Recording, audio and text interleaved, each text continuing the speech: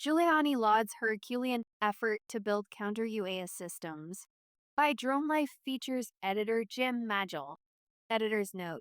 This story is part of a series of reports on efforts to establish new counter-UAS protocols in the U.S. to protect high-profile sporting events and critical infrastructure from the potential threats posed by drones flown by careless or hostile actors.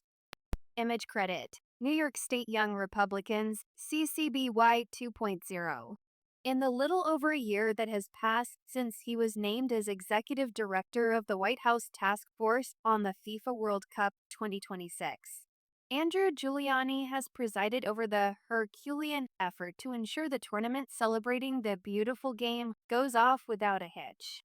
In an interview with DroneLife, Giuliani, the son of former New York Mayor Rudolph Giuliani, said the scope of the challenge of providing counter-UAS protection for the tournament events held for 40 days across 11 U.S. cities has been massive. All 78 matches will have counter-UAS mitigation by the feds. And each fan festival in each city for the duration of the tournament will have counter-UAS mitigation prescribed by the task force model created out of the Safer Skies Act, he said. President Trump named Giuliani to head up the task force on May 6, 2025. Since that time, Giuliani has coordinated with FIFA, federal government agencies, including the FAA, the FCC, the FBI, and Joint Interagency Task Force 401, the Pentagon's Central Authority for Coordinating Drone and Counter-UAS Operations, and state and local law enforcement agencies to ensure that the airspace above World Cup activities is free of incursions from unwanted drones. Giuliani pointed to the Restoring American Airspace Sovereignty Executive Order, which Trump signed on June 6, 2025, as kicking off the federal government's push to rapidly establish a framework for a nationwide collection of counter-drone systems. This event was followed by a series of governmental actions to pave the way for counter-UAS operations on a national scale. The passing of the Safer Skies Act, which of course ended up creating a pathway for state and local law enforcement to be able to mitigate, and the creation of the FBI schoolhouse, where state and locals went to be able to gain the training necessary to be able to mitigate against these drones, he said. He noted that the Department of Justice has done its part by deputizing some 60 state and local law enforcement officers, which, along with their attendance at the FBI's National Counter-Unmanned Aircraft Systems Training Center, qualifies them to operate drone mitigation technologies in their respective jurisdictions. In addition, he noted the One Big Beautiful Bill, which Trump signed into law on July 4, 2025, provided the funding for a $500 million counter-UAS grant program. And the first $250 million of that is being used for fiscal year 2026. Understand? That's all going to the National Capital Region and the 11 states that are hosting FIFA and FIFA-adjacent events, Giuliani said. All that hard work and investment has greatly expanded the federal government's ability to provide security at high-impact events. In 2025, officials were only able to provide the level of protection seen at the annual Super Bowl game at 5 events, each given a Special Event Assessment Rating (SEER) rating by the U.S. Department of Homeland Security, DHS. We've been able to ramp up to this degree where you'll have over 150 different events just for the World Cup covered by counter-UAS, he said. Drone mitigation measures remain closely guarded information.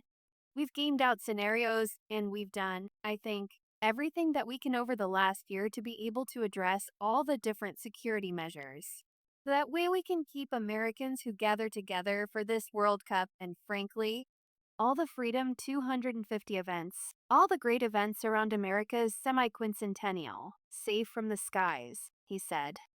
Giuliani said that in planning counter-UAS security measures at event sites, federal officials have had to account for the presence of UAVs operated by two types of pilots: hobbyists seeking to collect cool photos and videos, and those seeking to use a drone for more nefarious purposes, or idiots and evildoers. For the former group, he warned that drone pilots should pay attention to and abide by FAA flight restrictions imposed above areas that serve as sites for World Cup-related events. We want to be very clear for people that may be flying their drone in the area of the stadium that there's going to be a 3-mile temporary flight restriction on game days. So don't fly your drones, he said. There is a zero tolerance policy. It's a no drone zone. We don't want your drones out there and we'll confiscate it, and you'll get fined if you end up doing that. Security planners have also taken steps to protect against any actor who wishes to use a drone to cause harm or chaos at one of the events. Citing security concerns, Giuliani declined to discuss what specific drone mitigation modalities would be deployed at FIFA related sites. What I can tell you is there are multiple mitigation measures out there for federal law enforcement, he said. Federal agencies, such as the FBI, Customs and Border Protect, and the Federal Protective Service, are working with police departments in FIFA host cities, such as Atlanta, New York City, and Seattle, to provide drone mitigation protections at World Cup related sites. Government shutdowns caused some delays. The World Cup task force faced many challenges on its path to ensuring the safety and security of all FIFA related venues, including 2 government shutdowns, which lasted a combined 119 days and which delayed DHS from distributing counter-UAS funds to the recipients in the host cities entitled to them. I'm so proud of the planning out of the Department of Homeland Security, considering that for over 3 months, close to 4 months, they were planning with one hand tied behind their back, Giuliani said. I could see the integrity and the work ethic that so many of the people that I work with. By showing up to the office every single day with the mission set in mind, even though they weren't getting paid, even though there were stresses in their personal life. Recently, some high ranking federal officials have expressed concern that the nation might not be fully prepared to provide counter UAS protections at all World Cup related events. On June 3rd, U.S. Secretary of Homeland Security Markwayne Mullin testified at a hearing of the U.S. House Homeland Security Committee that federal security agencies and their partners were a little behind in standing up counter UAS capabilities at all sites in U.S. cities hosting FIFA World Cup tournament events. However, Giuliani insisted that the U.S. is ready and that Mullin's remarks were reflective of him taking a more historic perspective on the issue. I think he's looking at the picture of how little was done in the previous administration, he said.